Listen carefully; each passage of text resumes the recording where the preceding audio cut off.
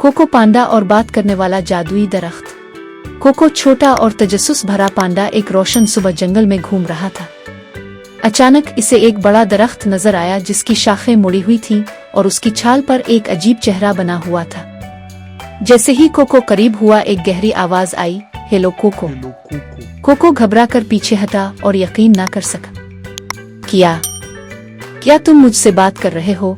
इसने हैरत से पूछा कि दरख्त कैसे बात कर सकता है। दरख्त हंसा और बोला, हमें जादुई बातें करने वाला दरख्त हो।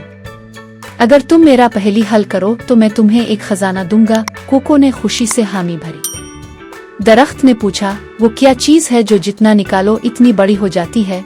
कोको ने सर खुजा और सोचा, फिर बोला, गड़ा। दरख्त मुस्कुराया और एक छोटा सा दरवाजा खोला जिसमें एक चमकता हुआ डब्बा रखा था। कोको ने डब्बा खोला तो अंदर एक छोटा सा अजीब बीज मिला। कोको ने हैरत से दरख्त की तरफ देखा जिसने हंसते हुए कहा, यह तुम्हारे अगले सफर का राज है। दरख्त गायब हो गया और कोको हैरान और मुस्कुराता रह गया कि ये बीज इसे किस तरफ ले जाएगा।